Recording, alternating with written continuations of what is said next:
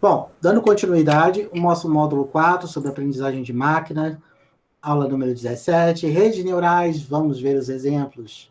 Então, aqui nós estamos começando a terminar o nosso módulo, tá? Falta essa aula e mais uma, e onde nós vimos os problemas de classificação, regressão e aglomeração. E o que nós vamos ver aqui é exemplos. Esse slide, na verdade, não tem nem conteúdo, ele é apenas uma lista dos exemplos para que eu possa introduzir uma página de entrada para o vídeo. Então, aqui nós temos um exemplo de classificação, dois exemplos de regressão, um exemplo de problema de série temporal, que nós vamos ver depois, ok? E um problema simples de Deep Learning.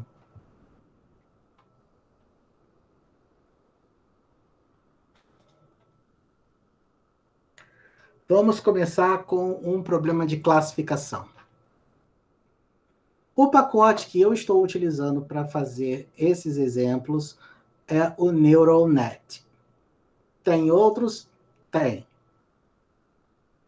Nós vamos chegar num problema de Deep Learning a usar o Keras para R. E outros? Tem o RNN para a série temporal. E outros do tipo Neural Net? Tem também. Tem vários pacotes. Eu gosto do Neural Net para problemas tradicionais de Fit for War. Então é ele que nós vamos usar. Carregamos ele. Vou copiar o meu pacote de íris para dentro de um C-íris. Olha só, lembrando como é que são os nossos dados. Tamanho de pétala, já deve estar careca de ver esses dados dessa altura do campeonato, né? Nós temos comprimento e largura de pétalas e de caules, com as respectivas espécies. Gente, rede neural é numérica. Não tem como eu trabalhar com esse negócio aqui cheio de texto. Como é que eu vou botar uma rede? Como é que eu vou fazer um negócio aqui? O que eu preciso fazer? Eu preciso criar 3 colunas que representam a espécie setosa, a espécie versicola e virginica. E eu vou atribuir uma variável numérica lógica a cada uma delas. Então, o que basicamente eu estou fazendo aqui? Ó? Se a espécie for setosa, você coloca na próxima coluna um true. Então, ele cria uma coluna, é verdadeira toda vez que for setosa, é falso se não for. Faço a mesma coisa para versicolor e, por fim, para virginica. E montei aqui a tabela com esses nomes horrorosos aqui em cima. Eu vou precisar invocar esses nomes aqui em cima, então eu tenho que mudar esses nomes. Como? Vou renomear, simplesmente assim. Renomeio a coluna 6, 7 e 8 com os nomes setosa, versicola e virginica. Olha, eu estou redesenhando meu banco de dados em um banco de dados que tem apenas números, né? E número, não vou usar número, booleano é número, 0 e 1, 0 e 1, 0 e 1. Um sumário disso aqui apenas para você saber se você não fez nenhuma besteira. Tá aqui, tudo bonitinho.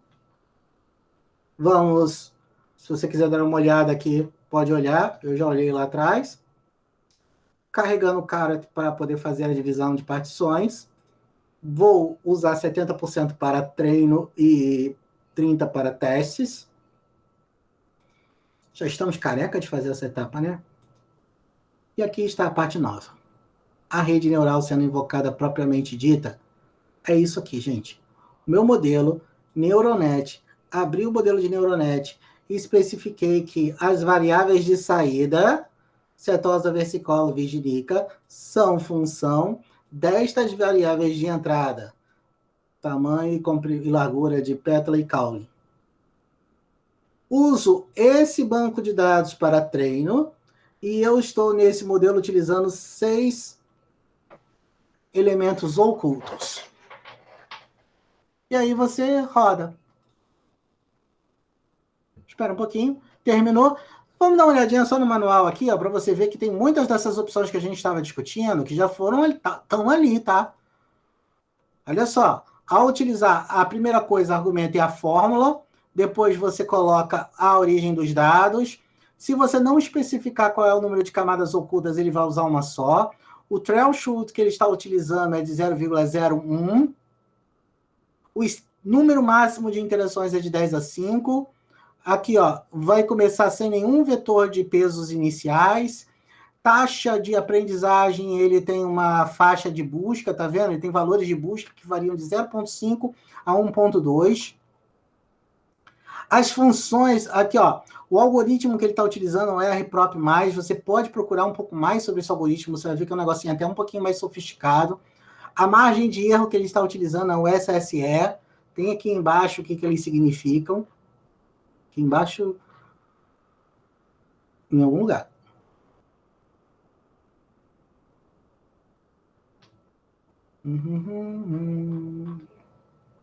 Tem em algum lugar aqui o SSE. Aqui. Tá aqui, ó. Tá? A soma dos erros ao quadrado. E o CE, que é a outra opção que você tem, cross entropy. Tá? Então, a soma dos erros ao quadrado é o fator que ele considera. A função de ativação padrão dele é a logística. Ele tem outras opções. Você pode chegar aqui e colocar tangente hiperbólica, por exemplo. Eu não estou vendo aqui agora onde é que está, mas está ali. E aí ele tem outras opções, tudo aqui, ó, true, false, etc. Tem valores padrões para tudo. O que eu não especifiquei, ele está usando padrão. Ele fez, eu posso fazer um print do modelo, ó. Vou fazer um print do modelo. E ele colocou tudo aqui, ó. Ele coloca, inclusive, mais coisas do que você gostaria de ver. É chato, inclusive, ver isso. Olha só. Ele está me dando os resultados das previsões associados ao dado de treino. Aqui em cima ele está... Ah, não, esse aqui é o outro comando. O comando começou aqui.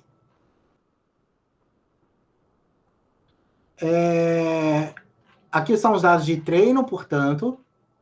Aqui são os pesos, a matriz de pesos que ele está utilizando ao longo dos procedimentos, mas os pesos que te interessam, eles estão bonitinhos, organizados aqui embaixo, ó. A variável independente, que está na primeira camada, do comprimento do caule até o primeiro elemento da primeira camada, comprimento do caule, largura do caule até o primeiro comprimento da primeira camada, qual o erro que ele achou, qual foi o threshold que ele usou, qual o número de passos. Aqui tem todos os elementos das camadas que você interessa, todos os resultados estão aqui. Isso aqui é o que você usa para montar programar esses dados aqui, é o que você usa para programar o modelo em outro programa, por exemplo. E aí você pode ver também, tem uma figurinha bonitinha que você pode fazer, que nem é tão bonitinha nesse código aqui. Aqui, ó. Ele te mostra aqui, ó, o erro, o número de passos, e aqui estão os pesos. É claro que isso aqui, como você faz uma rede grande, não é muito fácil de ler, né? Mas em alguns casos dá, ó. Aqui estão os variáveis independentes, né? Os bias, os intercepts, como ele chama. Então aqui você vê como fica a sua estrutura da sua rede e como fica os pesos propostos. Pesos negativos, pesos positivos. Não se apega a esses números, não. Não tem nenhum significado específico analisar isso isoladamente. O que mais que a gente pode fazer aqui? Olha, nós podemos, ó, computar o resultado. Nós podemos submeter do banco de dados de testes. O que é isso aqui, ó? Essas 4 colunas são os elementos de input da minha rede neural, essas 4 aqui, que estão associados aos meus dados de teste. Vou usar o modelo e obter os resultados. E agora eu tenho os resultados desta forma, só que essa forma não é lá muito prática, porque esta forma, ela me diz qual é a probabilidade de ser 1, 2 e 3. Obviamente que você conclui que ela é 1 por questões que você sabe que é um problema de classificação. Em íris teste, 5, você tem os vetores do jeito que você esperava ter, né? Cetosa, vesicola, virginica. O que acontece? Você precisa pegar os resultados, você precisa pegar esse teste aqui, esse material aqui, que está aqui em cima, e transformar como data frame para resultados. Aí você vai aqui, ó, obter aqui os resultados, o valor de resultado aqui como um data frame. Então você tem V1, V2 e V3. E agora você vai dar um nome de nesses nomes. Coluna 1 é setosa, coluna 2 é versicolo, coluna 3 é virginica. E agora? E agora você vai fazer exatamente o inverso do que você fez lá atrás.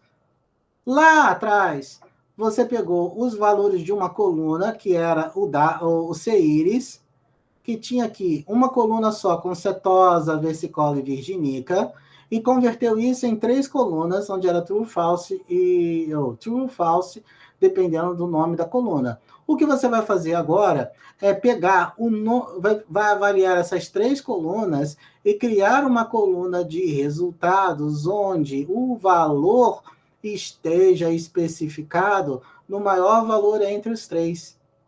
Então você olha aqui, ó, 2 a menos 4, 0,63, 0,36 é coluna 2. Coluna 2, nome versicolo. Então vai botar um versicolo lá. E eu vou colocar isso, ó, na coluna resultado classe, que é uma coluna nova que eu estou botando aqui.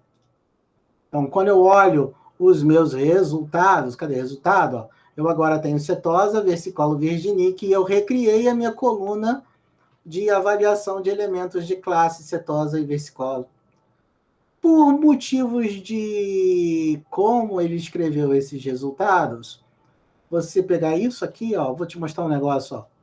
Tá vendo essas aspas que existem entre setosa, versicolo e virginica? Olha agora aqui.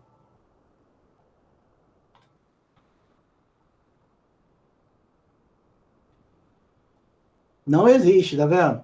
Por causa disso, você não consegue utilizar aquele comando de matriz de confusão. Você teria que trabalhar essas duas itens para que eles ficassem do mesmo tipo e você conseguisse usar aquele Confusion Matrix Code. Então você cria só uma tabelinha mesmo e dá uma olhadinha só para ver como é que tá, porque é o nosso objetivo aqui. Está aqui a nossa matriz de confusão e aí você consegue calcular qual é a assertividade aqui. É de 86,36%. Agora, a grande pergunta é o seguinte: será que todas as configurações que eu fiz ajudaram, atrapalharam, melhoraram, pioraram? Se eu chegar aqui e colocar 3, eu ganho alguma coisa? Aqui é 86, né? Vamos ver se muda alguma coisa. Coloquei 3, não vou nem me dar o trabalho de fazer muitas coisas, só vou calcular o que precisa ser calculado para que eu possa obter a informação aqui. 86,36. O que tinha antes também é a mesma coisa, não mudou nada. Não mudou nada. Eu estou utilizando agora 3 camadas ocultas e ficou a mesma coisa. Se eu colocar 13...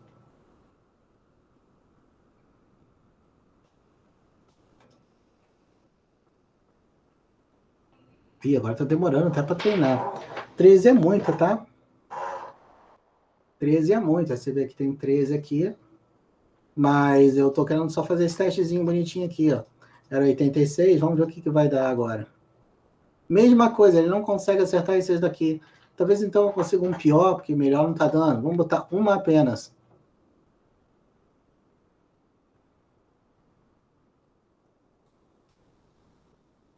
R$ 68,18. Graças a Deus, alguém tá errado aqui, né? Tudo muito bom, tudo muito certo, é muito estranho. É bom a gente, de vez em quando, obter alguma coisa que não funciona aqui. Esse aqui seria um modelo dessa rede com um único neurônio, com um erro bem grande e de métrica de 68% de desvio. Vamos para o próximo código.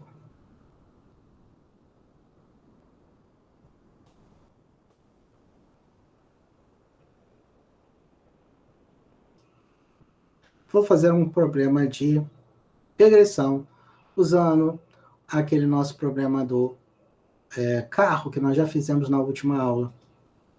Vou carregar novamente o Caret, o Neural Network, pegando aqui ó, a minha tabela do MTCars, que nós vimos na última aula, que fornece várias variáveis, só me interessa essas 4 variáveis aqui, então eu carreguei isso para dentro de input, tem somente as 4 variáveis que me interessam.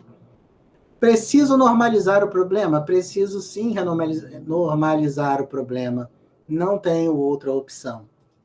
Então, denormalizei o meu próprio, criei a função de normalização, agora eu vou aplicar input ou melhor, o normal no input e carregar isso para input underline norm como um data frame. Então, basicamente, olha, eu fiz com que todas as variáveis de todas as colunas fossem entre 0 e 1.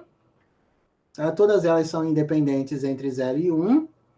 E agora não tenho mais problemas de dimensionamento.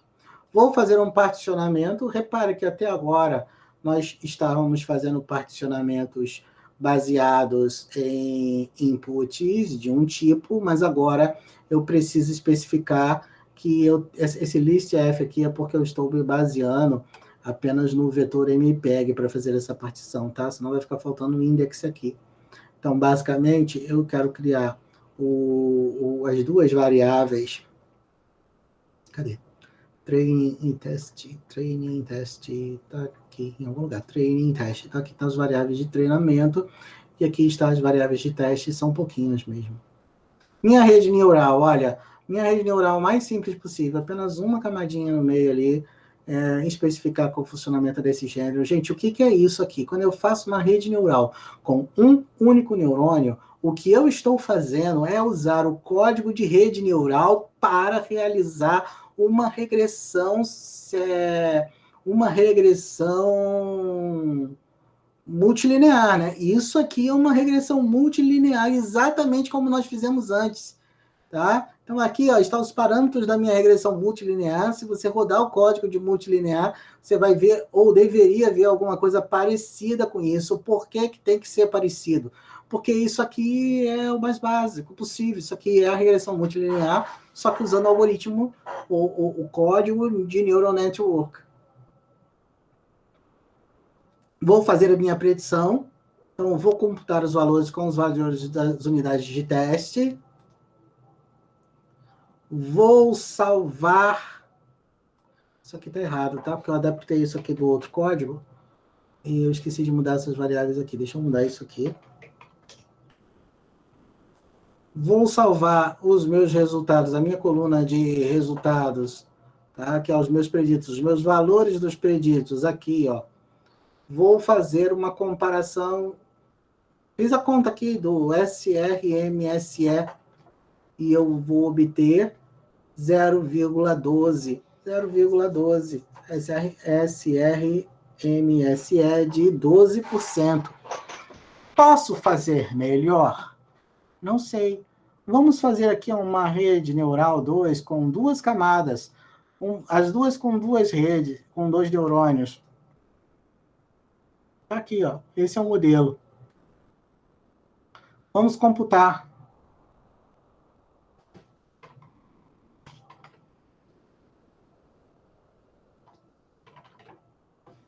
Vamos computar. Aqui. Pá, pá, pá. 29%. Repara que eu, teoricamente, aumentei o número de neurônios, mas piorei a minha qualidade. Vamos aumentar isso aqui para 4. Vamos ver se eu consigo algo melhor. 4, 2.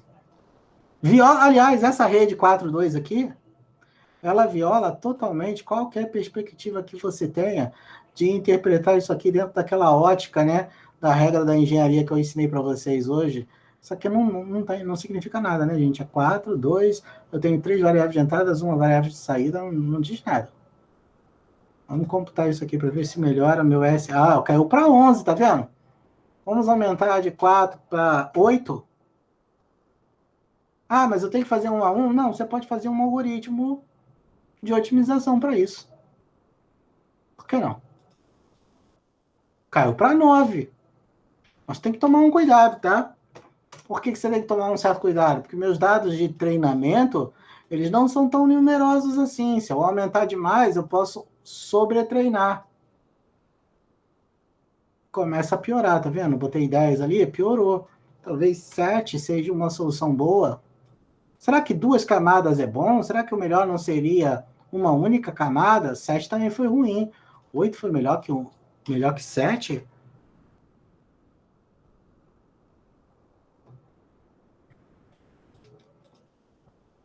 Ué, piorou de novo. Vamos lá. Eu fiz melhor antes. Viu? Repara que quando você repete o mesmo código 2 vezes, você melhora um pouco mais. Por quê? Talvez, ó, deu 11 agora. O que pode estar faltando aqui? Pode estar faltando que eu eu exija um erro menor, que eu aumente, altere algum parâmetro interno e faça com que esse erro aqui diminua. Talvez esses parâmetros padrões não estejam suficientemente bons, tá bom? Então, isso a gente não tem como saber no primeiro momento. Tá? Tem um outro problema aqui também de regressão, eu vou mostrar para vocês, mas assim, eu não vou me ater mais a dar tantos detalhes assim, né, que a gente já falou os detalhes nesses dois casos. Então, vamos olhar aqui o problema de regressão. Esses dois casos, não, nesse último caso aqui. Esse aqui tem algumas coisas que são interessantes que nós não discutimos ainda. Por exemplo, aqui eu estou chamando meus dados associados aos dados que estão num banco de dados em planilha de Excel dentro de uma pasta chamada dados. Isso funciona porque eu estou com o meu work session, work directory, choose directory dentro da pasta de redes neurais, tá vendo? Porque eu estou aqui, eu consigo realizar o acesso dessa forma, dados/concrete. Se você estiver no Windows, pode ser que você precise usar alguma coisa assim, invertida, né? Como eu estou no Linux, é isso aqui mesmo, do jeito que está aqui. Então, eu vou salvar os dados. Eu esqueci de carregar o pacote readxl. Se você ainda não instalou esse pacote, instale. Agora eu vou carregar os meus dados estão agora num formato de tabela, tem significados para quem é da área que consegue compreender. Eu não consigo compreender nada disso, eu não consigo compreender o problema, e às vezes é difícil você fazer qualquer comentário sobre inteligência artificial quando você não consegue compreender a natureza do problema que você está avaliando. Eu sei que eu estou avaliando a força do meu concreto, mas, por exemplo, o que quer dizer a água aqui? É o que? É o teor de água na minha mistura? Aqui, na verdade, está escrito aqui, quilograma de água no meu metro cúbico de mistura. O meu superplasticida, o Coarse Aggregate Component, sei lá o que é isso, o componente agregado fino. Então, tem as concentrações de cada um dos elementos. Como esses elementos todos aqui, fly ash, eu não faço ideia do que eles colocam lá nesse concreto, gente. Acho que nenhum deles, acho que tudo aqui é zero. Não sei. Não, deixa de ser zero em algum momento. Eu não faço ideia do que essas pessoas colocam para fazer cimento, tá? Eu sou do tipo que cimento, você pegava um saco de cimento, um saco de areia, botava uma aguinha e ia pro braço. Era isso. Mas aqui tem vários elementos que compõem o cimento e o dia também, tempo talvez de desgaste do material. E aí você tem a força do cimento associada às variáveis predecessoras. Tá, então carreguei isso, vou botar aqui, ó, vou olhar aqui os dados, se você quiser, tá vendo? Tá tudo bonitinho. Só que você não tem nenhuma condição de chamar esses elementos dessas colunas com esses nomes aqui em cima. Então nós vamos renomear, tá, o banco de dados para palavras mais fáceis de serem manipuladas, tá? Porque se eu consigo escrever essas palavras que estão aqui agora, eu consigo escrever no meu modelo. Tenho que converter, ou pelo menos assegurar, porque você não sabe se isso aqui é interpretado por um data frame. Se não me engano, está, mas por via das dúvidas, salva como data frame. Já olhamos demais o cabeçalho, novamente nossa função de normalização, novamente nossa divisão de processamento de dados.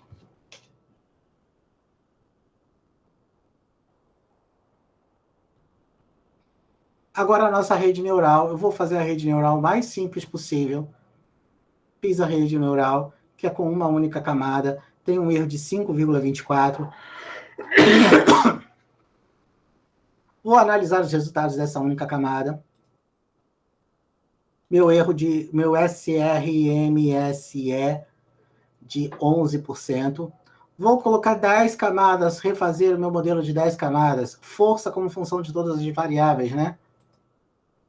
O que você obtém?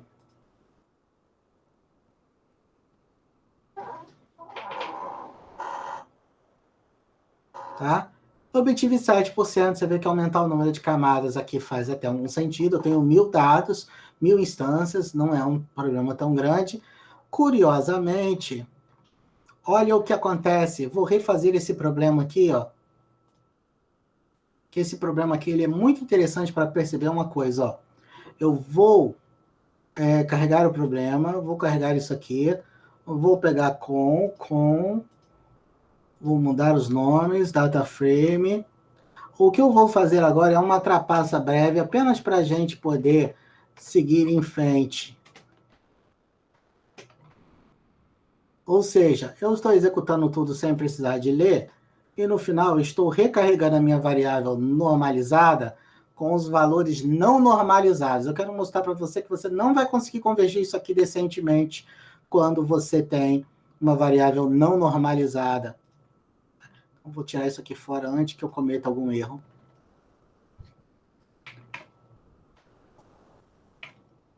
E aí, ó, vou fazer isso aqui, tá? Vamos lá. Rodei um. Vou te mostrar como ficou o SMS. 17, saiu de 11 para 17. Vou fazer isso com 10 aqui, ó. Olha só o erro que tá dando aqui com 10, ó. Não dá nem para ler esse erro. Que fica grande demais, tá vendo? Mas só para você saber, isso aqui é 106 mil. 106 mil.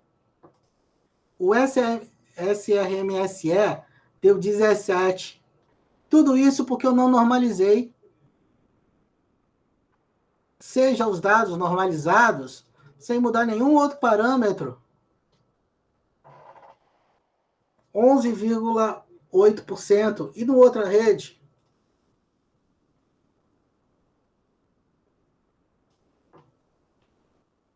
Demora um pouquinho mais para treinar essa, mas...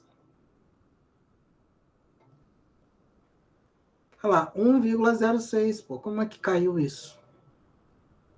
Tá? Então, gente, só para lembrar, sim, você precisa normalizar. Esquecer de normalizar pode ser um grande problema de solução do seu caso.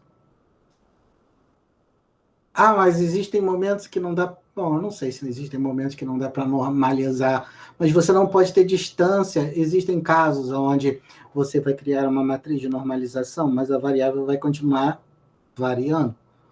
E quando você vier com a próxima variável, você já tem uma função de normalização definida num certo intervalo, mas o intervalo veio com um valor maior do que o máximo ou menor que o mínimo.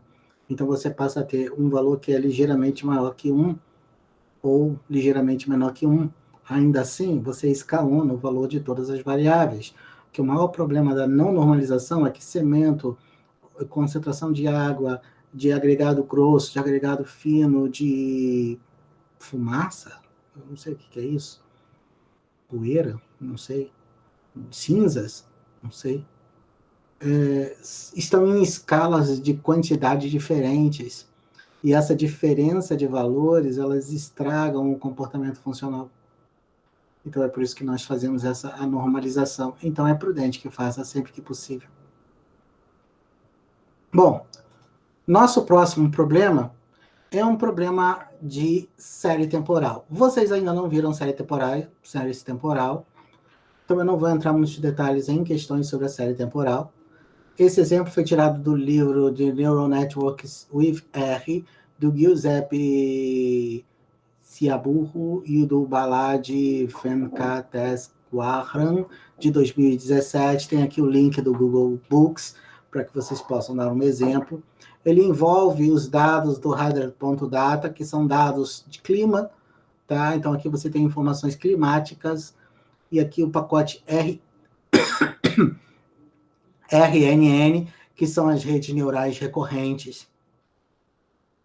Então, o pacote eu vou carregar, eu já tenho tudo instalado. Então, eu vou entrar com os meus dados, carregando os dados de clima. Como é que são esses dados?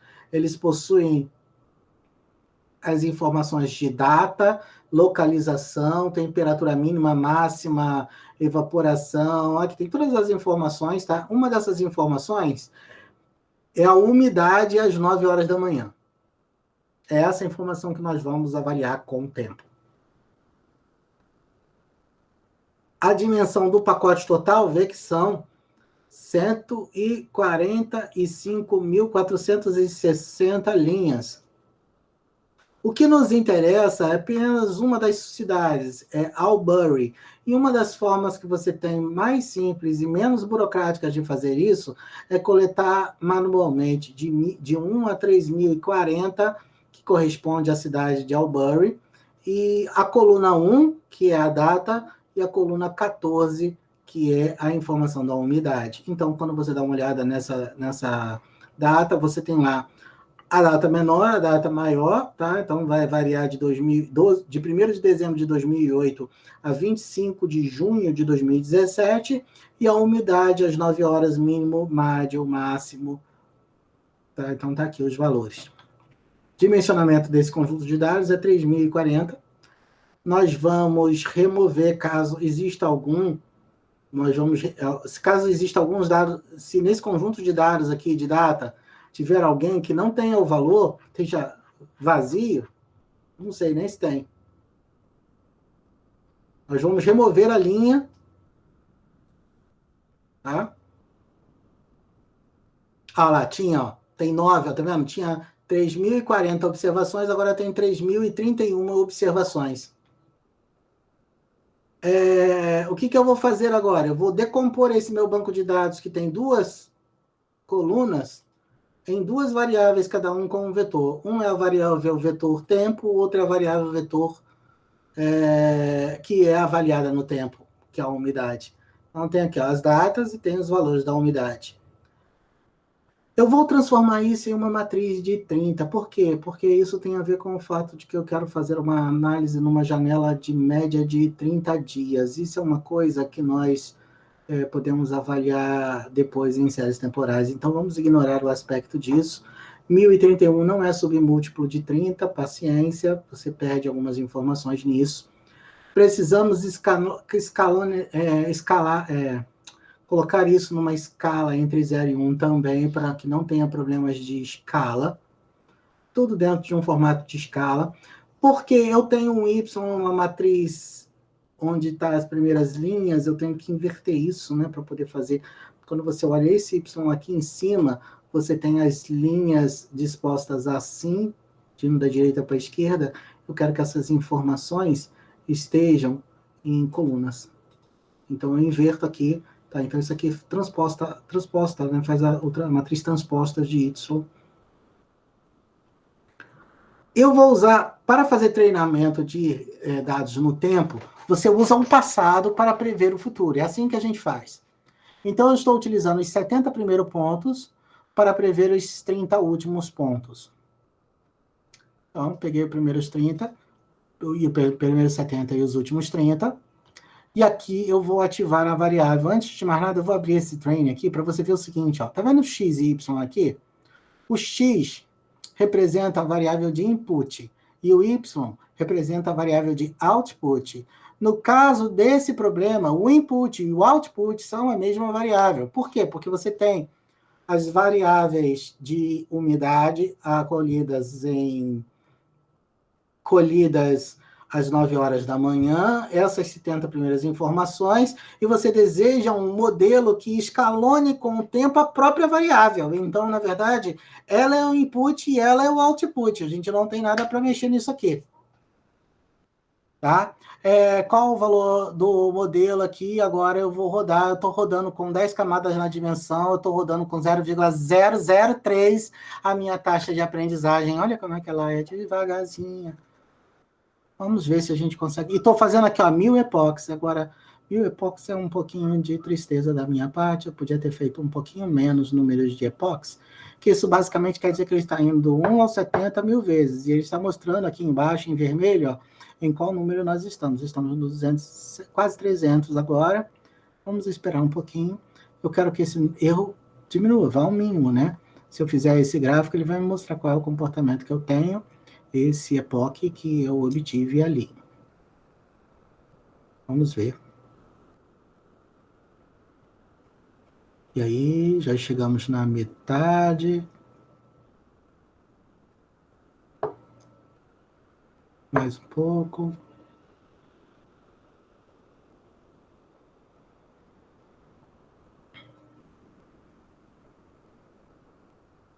Como você pode perceber, Meu computador é bom, se você estiver fazendo isso em casa com um computador mais ou menos, pode estar sofrendo, vai tomar um café, volta. Vai rodar, tá? Vai rodar nos computadores mais simples, acessíveis por qualquer um. Você vai conseguir resolver esse problema, mas você percebe que eu estou aqui esperando.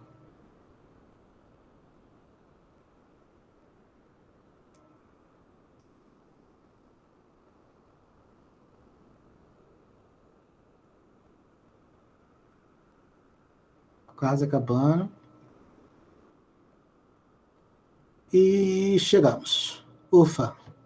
Eu posso fazer um gráfico, que é aquelas figuras que eu estava mostrando para você, ó, sobre minha taxa de aprendizagem. Gente, será que 0,03003 era bom? Vamos botar 0,3? Vamos ver o que, que dá.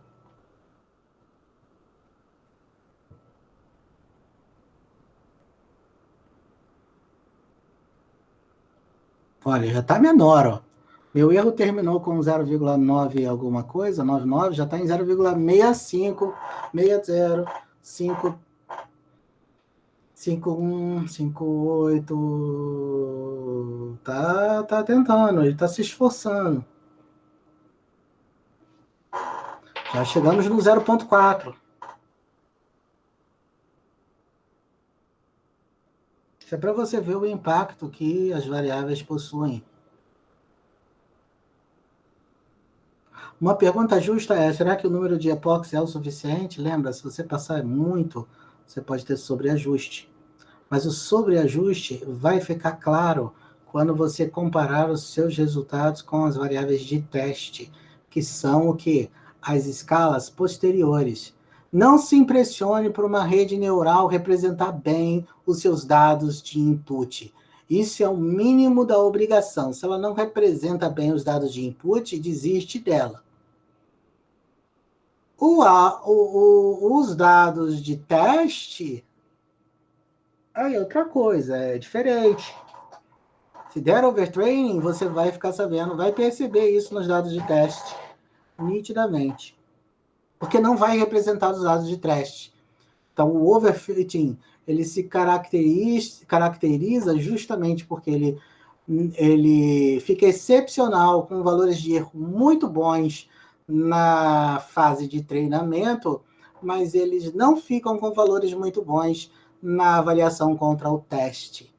Aí você vê que uma ligeira modificação em um parâmetro, eu baixei de 0,99 para 0,2 o erro, tá? Só para ver, eu posso gravar a figura aqui, vou fazer a outra.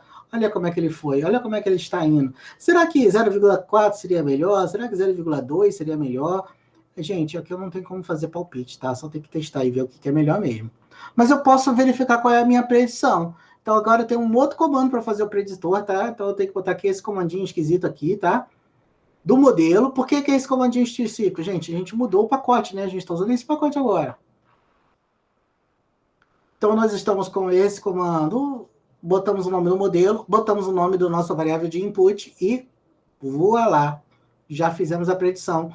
Vou fazer agora o plot. Eu vou plotar em vermelho o valor predito. Em preto, os valores reais. E agora eu vou colocar uma legendinha. Vou dar uma maximizada nisso aqui para a gente ver. E olha só que lindeza, gente. Esses não são os dados de treino, tá? Esse é o conjunto de testes. Com base nos comportamentos dos dados de treino, olha como esses dados conseguem prever os testes. Ele está praticamente prevendo o futuro.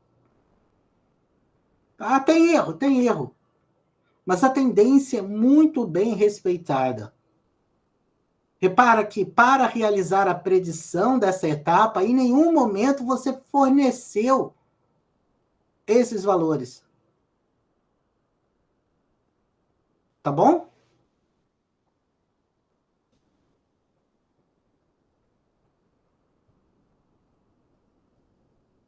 O que mais que eu posso fazer agora?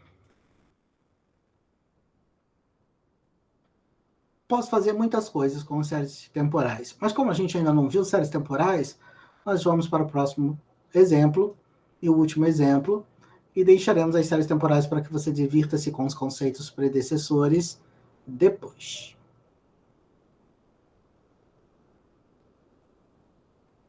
E o nosso último exemplo é um exemplo de Deep Learning.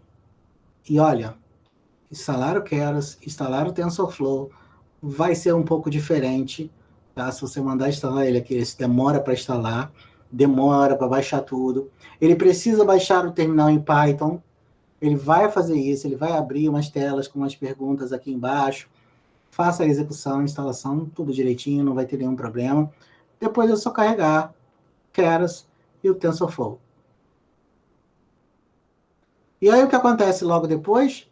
Eu posso carregar o meu dataset, que é esse banco de imagens associadas à identificação de números. São imagens de 28 por 28 pixels, todas elas em escala de cinza. Tá? No meu computador dá essa mensagem de erro, porque eu não configurei o CUDA recentemente aqui, eu fiquei sem ele. Quais são as informações que eu tenho aqui? Ó? Eu tenho os números, tá vendo? São números. Eu estou vendo aqui os números, que as minhas variáveis, eliminar os números. Mas eu posso ver quais são esses valores especificamente. Mas antes, deixa eu gravar essas informações nos valores de treino e nos valores de teste.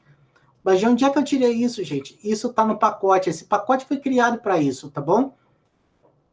Então, e olha só, eu agora quero pegar, ó, no meu banco de dados, eu quero pegar o valor 39, que é esse número aqui. Ele está deitado. Né? Que número é esse? É manuscrito. Eu acho que é 7.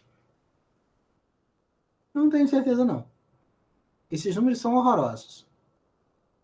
Pegaram as piores pessoas com as piores caligrafias para fazer esse teste. É 7. Tá lá. Você quer vir aqui e testar o número 38? Não tem problema. 38. Eu não sei que número é esse, não. 0? Vamos ver. 38 é quem? É 0 mesmo. Olha só, acertei. Então, aqui você tem o banco de dados das variáveis com as imagens, x é a imagem, e y é o quê? É o valor verdadeiro, né? Então, se você botar aqui o número, sei lá, 52, e aí você vai ver qual é o número da imagem, ele vai te dizer qual é o valor que deveria ser. Você tem um array 3D 28 por 28, isso é ter 784, portanto, você tem um vetor que é número de elementos da entrada, vírgula 758, ou seja, esse é o seu tamanho da dimensão de entrada, esse é o tamanho da sua dimensão de saída. Então, a gente especifica isso aqui. Nós temos que reescalonar. Por que 255? É porque isso aqui é uma imagem em 255 bits. Então, reescalonei, pode dividir de cara por 255. Vamos definir 32 neurônios, porque nós estamos usando essa taxa de compressão aqui de 784 por 32. Ah, sim, isso está escrito em inglês, porque eu tirei isso do pacote MNIST do R, né? Deep Learning with R, tem lá você botar lá na internet, você vai achar, esse é o exemplo padrão de testes, tá? Banco de dados. Então, nós temos esse número aqui de compressão de 24.5, minhas dimensões de entrada 28 vezes 28, número de camadas de 32, número de layers está baseado no meu tamanho de dimensões de entrada, as minhas densidades de camadas baseadas numa função RLU, o decoder. E aqui, ó, é o Keras. O meu modelo que diz quem são os layers de entrada, quem são os layers de saída, que eu defini aqui em cima. Encoder, decoder, input layer.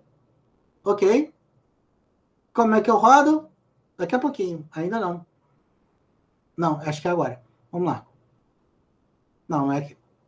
Aqui nós estamos usando o otimizador do Adam, usando a variável de erro, o erro médio quadrático. A minha métrica é a acurácia. Tem outras opções. Agora nós vamos usar aqui, ó, o fit para o X, o fit de treinamento, tá? E o número de epochs, número das minhas bateladas, validation split, e agora ele começa o treinamento. Dá trabalho configurar isso. A vantagem desse pacote é que eu gosto desse gráfico dinâmico da direita aqui, ó. É uma coisa que eu sinto falta nos outros. Você vê que ele rapidamente desce, são somente 50 epox, então ele vai rapidinho. Você vê como é que a acurácia está lá embaixo também. Quer dizer, lá embaixo é bom porque aqui, digamos assim, como ele está preciso, né? E ó, vamos verificar agora, ó, predição dos resultados, minha matriz de erros, tá? Então você vê aqui, ó, tem erros da ordem de 10, 12%. Agora vamos usar, né? Vamos tentar adivinhar aqui alguma coisa, né? Vamos usar um modelo. Eu tenho aqui os vetores ao contrário, ó. O vetor que eu vou usar, a resposta do banco de dados de teste é 2. Então eu vou pegar lá x2, vamos ver o que ele me diz. Tá aqui, ó. É 2. Tá? É a imagem que está lá no teste. Vamos ver o que ele está prevendo. Preveu 2. Ele fez um 2, né? Isso aqui é o real, isso aqui é o predito. Tá razoável. Vamos ver se ele consegue me dizer isso aqui, ó. Não, ele só consegue me dar o valor na intensidade de cada um dos valores aqui. Então, basicamente, o que ele consegue é ajustar para mim a intensidade de cada pixel. Então, basicamente, nós terminamos com relação a esse tipo de modelagem. Podemos fazer coisas mais sofisticadas? Podemos. Com R? Pode. Eu gosto de fazer isso com R? Não. Eu acho que o R é fantástico. Ao permitir o Keras, ele permite você fazer dezenas de milhares de coisas. Mas, nesse ponto, eu gosto do Python. Para realizar análise de Deep Learning, eu acho que Python é uma unidade mais precisa, com mais ferramentas de controle, mais habilidades de lidar com as mensagens de erro e tudo mais. Basicamente, é minha opinião, obviamente, tá? Mas, enfim, acaba se concretizando em muitos exemplos que nós vemos por aí afora. Voltando então, nós vimos nossos exemplos, né? E o que nós temos de referência são as mesmas expostas anteriormente. Nós fizemos essa pequena abordagem prática da resolução de problemas usando redes neurais. Longe de esgotar o assunto, pelo amor de Deus. Nós tivemos o quê? 2 horas, basicamente, se você somar as 2 horas das 2 aulas, você tem um pouquinho mais de 2 horas de aula que envolve redes neurais e é certamente um tópico que, se houver a disponibilidade no futuro, eu criaria um curso inteiro somente para redes neurais, porque é algo que você pode se aprofundar e deve se aprofundar. Na verdade, dá para criar facilmente 3, 4 cursos sobre redes neurais, dada a complexidade que esses assuntos permitem e a versatilidade que nós temos em nosso acesso. Mas com os conhecimentos que nós abordamos aqui, somos capazes de realizar vários problemas com relativa facilidade, sem grandes complexidades, faltando apenas alguns ajustes em termos de soluções de problemas de redes neurais profundas, que nós não abordamos aqui na forma prática. E obrigado.